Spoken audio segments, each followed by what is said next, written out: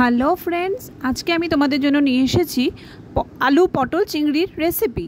এখানে আমি চিংড়ি মাছগুলোকে নুন হলুদ মাখিয়ে ম্যারিনেট করে রেখেছিলাম আধ ঘন্টার মতো। তারপরে কড়াইতে তেল দিয়ে চিংড়ি মাছগুলোকে আমি ভালো করে ভেজে নিচ্ছি। চিংড়ি মাছগুলোকে আমাকে ভেজে নিতে হবে খুব ভালোভাবে। এভাবে ভাজা হয়ে গেলে আমার চিংড়ি মাছগুলো এবার আমি তুলে নেব। এরপরে ওই কড়াইতেই আমি আবার দিয়ে দেবো সর্ষের তেল। সর্ষের তেল দিয়ে আমি আগে থেকে কুচিয়ে রাখা আলুগুলোকে দিয়ে দেব। আলুগুলোকে এপিট ওপিট করে খুব ভালোভাবে ভেজে নিতে হবে, মানে এখানেই যেন আলুটা মোটামুটি 70% মতো সিদ্ধ হয়ে যায়। আলুটা আমার খুব ভালো করে ভাজা হয়ে গেছে। এবার আলুটা তুলে নিয়ে ওই তেলের মধ্যে আমাকে দিয়ে দিতে হবে আগে থেকে কেটে রাখা পটলের টুকরোগুলোকে। পটলগুলো আমি দিয়ে দিচ্ছি।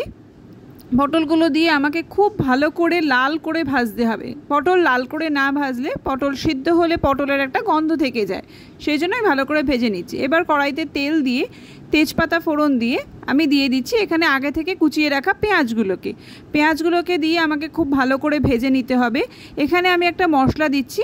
এখানে আমি দিয়েছি শুকনো লঙ্কা, গোটা শুকনো লঙ্কা, জিরে, আদা, টমেটো দিয়ে খুব ভালো করে একটা পেস্ট বানিয়ে নিয়েছি। নিয়ে তার মধ্যে আমাকে দিয়ে দিতে হচ্ছে হলুদ ও কাশ্মীরি লঙ্কা গুঁড়ো দিয়ে আমি খুব ভালো করে এই মশলাটাকে কষিয়ে নিচ্ছি। মশলাটা যখন কষিয়ে ভাজা হয়ে যাবে, তেল বেরিয়ে যাবে, তখন আমাকে দিয়ে দিতে হবে আগে থেকে ভেজে রাখা আলু পটল ও চিংড়ি মাছগুলোকে। আলু পটল চিংড়ি মাছ দিয়ে মশলার সাথে খুব ভালো করে আমাকে মাখিয়ে নিতে হবে।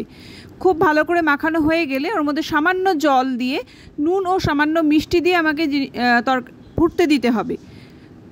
ফুটে যখন সিদ্ধ হয়ে যাবে, মশলাটা গা মাখা হয়ে যাবে, তখন নামালেই তৈরি হয়ে যাবে আলু পটল চিংড়ির তরকারি।